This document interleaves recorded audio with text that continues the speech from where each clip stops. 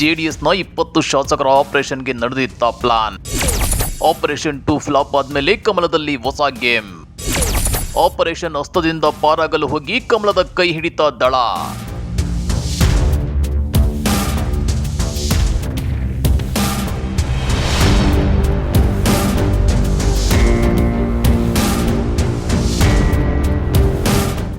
ಒಬ್ರಲ್ಲ ಇಬ್ರಲ್ಲ, ಒಟ್ಟು 20 ಜೆಡಿಎಸ್ ಶಾಸಕರ ಆಪರೇಷನ್ಗೆ ಬಿಜೆಪಿ ನಾಯಕರು ಪ್ಲಾನ್ ಮಾಡಿದ್ರ.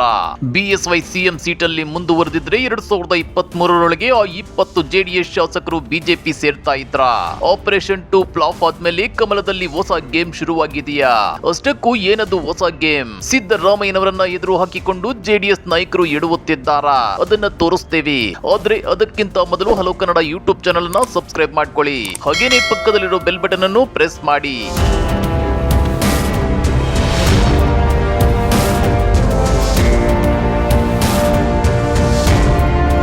ರಾಜಕಾರಣದಲ್ಲಿ ಯಾರು ಶಾಶ್ವತ ಮಿತ್ರರಲ್ಲ, ಯಾರು ಶಾಶ್ವತ ಶತ್ರುಗಳಲ್ಲ. ಈ ಮಾತು ಎಂದೆಂದಿಗೂ ಸತ್ಯ. ತಮಗೆ ಮತ್ತು ತಮ್ಮ ಪಕ್ಷಕ್ಕೆ ಅಧಿಕಾರ ಸಿಗುತ್ತೆ ಅಂದ್ರೆ ಎದುರಾಳಿಗಳನ್ನ ಹೇಗಾದ್ರೂ ಮಾಡಿ ಬಗ್ಗು ಬಡಿತಾರೆ. ಅಧಿಕಾರ ಗಿಟ್ಟಿಸಿಕೊಳ್ಳಲು ತಂತ್ರ ಪ್ರತಿತಂತ್ರ ರಣತಂತ್ರಗಳನ್ನ ಹೆಣೆಯುತ್ತಾರೆ. ಇಂಥ ರಣತಂತ್ರಗಳನ್ನ ಬರೀ ಬಿಜೆಪಿ ಮಾತ್ರ ಮಾಡ್ತಾ ಇಲ್ಲ, ಕಾಂಗ್ರೆಸ್ ಮಾಡಿದೆ, ಜೆಡಿಎಸ್ ಮಾಡಿದೆ. ನಿಮ್ಗೆ ಗೊತ್ತಿರಲಿ, 2019ರಲ್ಲಿ ಆಪರೇಷನ್ ಕಮಲ ಮಾಡಿ ದೋಸ್ತಿ ಸರ್ಕಾರದ 17 ಶಾಸಕರನ್ನ ಸೆಳೆದಿದ್ರು ಬಿಜೆಪಿ ನಾಯಕರು. ಬಿಎಸ್ವೈ ಕೊಟ್ಟ ಮಾತಿನಂತೆ ಬಿಜೆಪಿ ಸರ್ಕಾರ ರಚನೆಗೆ ಸಾಥ್ ಕೊಟ್ಟಿದ್ದ ಬಹುತೇಕ ವಲಸಿಗ ಶಾಸಕರ ಮರು ಆಯ್ಕೆಗೆ ಶ್ರಮಿಸಿದ್ರು. ಜೊತೆಗೆ ಅವರನ್ನ ಮಿನಿಸ್ಟರ್ಗಳನ್ನು ಮಾಡಿದ್ರು. ಕೊಟ್ಟ ಮಾತನ್ನ ಉಳಿಸಿಕೊಂಡಿದ್ದ ಬಿಎಸ್ವೈ 2023ರ ಚುನಾವಣೆವರೆಗೂ ಸಿಎಂ ಕುರ್ಚಿಯಲ್ಲಿ ಮುಂದುವರೆದಿದ್ರೆ 2023ರ ಚುನಾವಣೆಗೂ ಮುನ್ನ ಜೆಡಿಎಸ್ನ 20ಕ್ಕೂ ಹೆಚ್ಚು ಶಾಸಕರನ್ನ ಬಿಜೆಪಿಗೆ ಕರೆತರೋ ಪ್ಲಾನ್ ಮಾಡಿದ್ರು ಅನ್ನೋ ಸುದ್ದಿ ಹರಿದಾಡ್ತಾ ಇದೆ. ಆದ್ರೆ ಬಿಎಸ್ವೈ ಅವಧಿ ಪೂರ್ಣಗೊಳ್ಳೋಕ್ಕೂ ಮೊದಲೇ ಅವರನ್ನ ಸಿಎಂ ಕುರ್ಚಿಯಿಂದ ಕೆಳಗಿಳಿಸಿರೋದ್ರಿಂದ ಜೆಡಿಎಸ್ನ 20 ಶಾಸಕರನ್ನ ಬಿಜೆಪಿಗೆ ಕರೆತರೋ ಪ್ಲಾನ್ ಫ್ಲಾಪ್ ಆಗಿದೆ ಎನ್ನಲಾಗುತ್ತಿದೆ.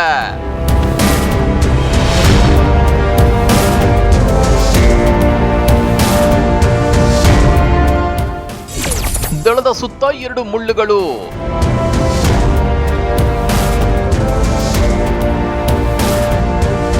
ರಾಜ್ಯದಲ್ಲಿ ಜೆಡಿಎಸ್ ಪಕ್ಷ ಯಾವಾಗಲೂ ಕಿಂಗ್ ಅಲ್ಲದಿದ್ರು ಕಿಂಗ್ ಮೇಕರ್ ಆಗ್ಬೇಕು ಅಂದ್ಕೊಳ್ಳುತ್ತೆ. ಆದ್ರೆ ಕಾಂಗ್ರೆಸ್ ಮತ್ತು ಬಿಜೆಪಿ ಪಕ್ಷಗಳು ಅದರ ಆಸೆಗೆ ತಣ್ಣೀರೆರಚುತ್ತಿವೆ. ಹೀಗಾಗಿ ಜೆಡಿಎಸ್ಗೆ ಈ 2 ರಾಷ್ಟ್ರೀಯ ಪಕ್ಷಗಳು ಮುಳ್ಳುಗಳಂತೆ ಕಾಡ್ತಾ ಇವೆ. ನಿಮಗೆ ಗೊತ್ತಿರಲಿ, ಒಂದು ಮುಳ್ಳನ್ನ ತೆಗೆಯೋಕೆ ಇನ್ನೊಂದು ಮುಳ್ಳು ಸಹಾಯ ಮಾಡಿದೆ ಅಂತ ಅದನ್ನ ಒಳ್ಳೆ ಮುಳ್ಳು ಅಂತ ಹೇಳೋಕೆ ಬರಲ್ಲ.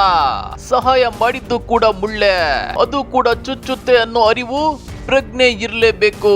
ಹೀಗಾಗಿ ಜೆಡಿಎಸ್ ನಾಯಕರು ಎಚ್ಚರಿಕೆಯ ಹೆಜ್ಜೆ ಇಡಬೇಕಾಗಿದೆ.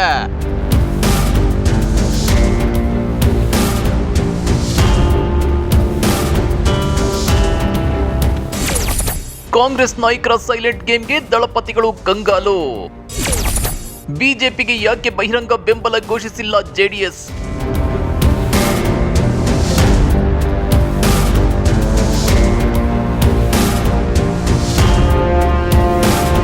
ನಿಜ ಹೇಳಬೇಕು ಅಂದ್ರೆ ಜೆಡಿಎಸ್ಗೆ ಬಿಜೆಪಿಗಿಂತ ಒಳ್ಳೆಯ ಮಿತ್ರ ಕಾಂಗ್ರೆಸ್. ಆದ್ರೆ ಕಾಂಗ್ರೆಸ್ನವರೇ ಬಂದು ನಮ್ಮ ಬೆಂಬಲ ಕೋರ್ಬೇಕು ಅಂತ ಜೆಡಿಎಸ್ನವರು ಕಾದು ನೋಡ್ತಾ ಇದ್ದಾರೆ. ಜೊತೆಗೆ ನೀವು ಬಂದಿಲ್ಲ ಅಂದ್ರೆ ನಾವು ಬಿಜೆಪಿಗೆ ಬೆಂಬಲ ಕೊಡ್ತೀವಿ ನೋಡಿ ಅನ್ನೋ ರೀತಿ ವರ್ತಿಸುತ್ತಿದ್ದಾರೆ. ಆದ್ರೆ ಕಾಂಗ್ರೆಸ್ ನಾಯಕರು ಅದ್ಯಾವಾಗ ಜೆಡಿಎಸ್ ನಾಯಕರ ಈ ನಾಟಕಕ್ಕೆ ಬಗ್ಗಲಿಲ್ಲವೋ ಆಗ ಯಾರಿಗೂ ಬೆಂಬಲ ಕೊಡಲ್ಲ ಅಂತೇಳಿ ಜೆಡಿಎಸ್ ನಾಯಕರು ಸುಮ್ಮನಾಗಿದ್ದಾರೆ. ಇನ್ನ ಪರಿಷತ್ ಚುನಾವಣೆಯ ಮೈತ್ರಿ ವಿಚಾರದಲ್ಲಿ ಎಚ್ಡಿಕೆ ಮೌನಕ್ಕೆ ಹಲವು ಕಾರಣಗಳು ಕೂಡ ಇವೆ. ಅದರಲ್ಲಿ ಬಿಜೆಪಿ ಬೆಂಬಲಿಸದಂತೆ ಪಕ್ಷದಲ್ಲೇ ವಿರೋಧ ವ್ಯಕ್ತವಾಗ್ತಾ ಇದೆ. ಬಿಜೆಪಿಗೆ ಬೆಂಬಲಿಸಿದ್ರೆ ಬೇರೆ ಅರ್ಥ ರವಾನಿಯಾಗುತ್ತೆ ಅನ್ನೋ ಆತಂಕವೂ ಇದೆ. ಅಲ್ಲದೆ ಸಿದ್ದರಾಮಯ್ಯ ಸದಾ ಆರೋಪ ಮಾಡುವಂತೆ ಜೆಡಿಎಸ್ ಬಿಜೆಪಿಯ ಬಿ ಟೀಮ್ ಅನ್ನೋ ಆರೋಪಕ್ಕೂ ಇನ್ನಷ್ಟು ಬಲ ಸಿಗುತ್ತೆ. ಜೊತೆಗೆ ಈಗಾಗಲೇ ಒಂದಷ್ಟು ಜೆಡಿಎಸ್ ನಾಯಕರು ಕಾಂಗ್ರೆಸ್ ಕಡೆ ವಾಲಿದ್ದಾರೆ. ಚಿಕ್ಕಮಗಳೂರಲ್ಲಿ ಕಾಂಗ್ರೆಸ್ಗೆ ವೈಎಸ್ವಿ ದತ್ತ ಬೆಂಬಲ ವ್ಯಕ್ತಪಡಿಸಿದ್ದಾರೆ. ಸಿಂಧನೂರಿನ ಜೆಡಿಎಸ್ ಶಾಸಕ ನಾಡಗೌಡ ಕಾಂಗ್ರೆಸ್ ಅಭ್ಯರ್ಥಿ ಶರಣಗೌಡ ಪಾಟೀಲ್ ಬೆಂಬಲಿಸುವಂತೆ ಬಹಿರಂಗ ಸಭೆಯಲ್ಲಿ ಕಾರ್ಯಕರ್ತರಿಗೆ ಕರೆ ನೀಡಿದ್ದಾರೆ. ಬೀದರ್ನಲ್ಲಿ ಕಾಂಗ್ರೆಸ್ ಪರ ಬಂಡೆಪ್ಪ ಕಾಶಂಪುರ್ ಒಲವಿದೆ. ಧಾರವಾಡದಲ್ಲಿ ಕಾಂಗ್ರೆಸ್ ಕಡೆ ಕೋನಾರೆಡ್ಡಿ ಟೀಮ್ ಒಲವಿಟ್ಟಿದೆ. ವಿಜಯಪುರದಲ್ಲಿ ಕಾಂಗ್ರೆಸ್ನತ್ತ ಜೆಡಿಎಸ್ ನಾಯಕರ ಪ್ರೀತಿ ಇದೆ. ಶಿವಮೊಗ್ಗದಲ್ಲಿ ಕಾಂಗ್ರೆಸ್ ನಾಯಕ ಮಧು ಬಂಗಾರಪ್ಪ ಜೊತೆ ಜೆಡಿಎಸ್ ಟೀಮ್ ಗುರುತಿಸಿಕೊಂಡಿದೆ.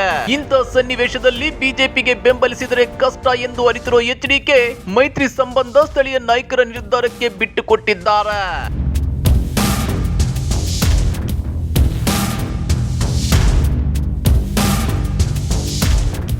ಆದ್ರೆ ಕಾಂಗ್ರೆಸ್ ಮತ್ತು ಸಿದ್ದರಾಮಯ್ಯ ಮೇಲೆ ಉರಿದುರಿದು ಬೀಳೋ ಜೆಡಿಎಸ್ ನಾಯಕರು ಒಳಗೊಳಗೆ ಬಿಜೆಪಿಗೆ ಸಪೋರ್ಟ್ ಮಾಡೋದನ್ನ ತಳ್ಳಿ ಹಾಕೋಕೆ ಬರಲ್ಲ.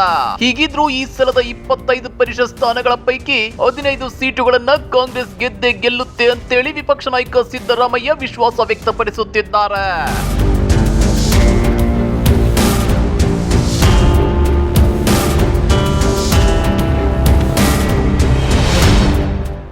ಇನ್ನ ಬಿಜೆಪಿ ಜೊತೆ ಜೆಡಿಎಸ್ ಗುರುತಿಸಿಕೊಂಡ್ರೆ 2023ರ ಚುನಾವಣೆಯಲ್ಲಿ ಅದರ ನೇರ ಲಾಭ ಜೆಡಿಎಸ್ ಗಿಂತ ಬಿಜೆಪಿಗೆ ಹೆಚ್ಚು. ಜೆಡಿಎಸ್ ಬಿಜೆಪಿ ಎರಡು ಒಂದೇ ಅನ್ನೋ ಆಧಾರದಲ್ಲಿ ಜೆಡಿಎಸ್ ಓಟುಗಳು ಬಿಜೆಪಿಗೆ ಬೀಳೋ ಸಾಧ್ಯತೆ ಇರುತ್ತೆ. ಇಂಥ ಲೆಕ್ಕಾಚಾರವನ್ನಿಟ್ಕೊಂಡೇ ಬಿಎಸ್ವೈ ಬಹಿರಂಗವಾಗಿ ಜೆಡಿಎಸ್ ಬೆಂಬಲ ಕೋರಿದ್ದು. ಆದ್ರೆ ಚುನಾವಣಾ ಚಾಣಕ್ಯ ಅಂತಲೇ ಗುರುತಿಸಿಕೊಂಡಿರೋ ದೇವೇಗೌಡರ ನಿಗೂಢ ನಡೆಯ ಮುಂದೆ ಬಿಜೆಪಿಯ ಆಟ ಕೂಡ ನಡೆಯಲ್ಲ ಅನ್ನೋ ಮಾತುಗಳಿವೆ. ಹೀಗಾಗಿ ಜೆಡಿಎಸ್ ಅನ್ನ ಒಡೆಯೋಕೆ ಯತ್ನಿಸುತ್ತಿರೋ ಕಾಂಗ್ರೆಸ್ ನಾಯಕರ ಬಿಜೆಪಿ ನಾಯಕರ ಅನ್ನೋದನ್ನ ಅರಿಯದಷ್ಟು ಮುಗ್ಧರಲ್ಲ ದೇವೇಗೌಡರು. ಇದೇ ಕಾರಣಕ್ಕೆ ನೋಡಿ ದೇವೇಗೌಡರು ಕೂಡ ಸದ್ಯ ಕಾದು ನೋಡುವ ಮತ್ತು ಅನುಕೂಲ ಸಿಂಧು ರಾಜಕಾರಣದ ಮೊರೆ ಹೋಗಿರೋದು. ಹಾಗಾದ್ರೆ ಜೆಡಿಎಸ್ ನಾಯಕರ ನಡೆಯ ಬಗ್ಗೆ ನೀವೇನಂತೀರಾ? ಜೆಡಿಎಸ್ ಬಿಜೆಪಿಯನ್ನ ಬೆಂಬಲಿಸಿದ್ರೆ ಕಾಂಗ್ರೆಸ್ಗೆ ಲಾಭವಾಗುತ್ತಾ ನಷ್ಟವಾಗುತ್ತಾ? ಕಮೆಂಟ್ ಮಾಡಿ, ವಿಡಿಯೋ ಲೈಕ್ ಮಾಡಿ, ಶೇರ್ ಮಾಡಿ. ಇಂಥ ಮತ್ತಷ್ಟು ರೋಚಕ ರಾಜಕೀಯ ಸುದ್ದಿಗಳನ್ನ ಮಿಸ್ ಮಾಡದೆ ನೋಡ್ಬೇಕು ಅಂದ್ರೆ ನಮ್ಮ ಯೂಟ್ಯೂಬ್ ಚಾನೆಲ್ ಅನ್ನ ಸಬ್ಸ್ಕ್ರೈಬ್ ಮಾಡ್ಕೊಳ್ಳಿ.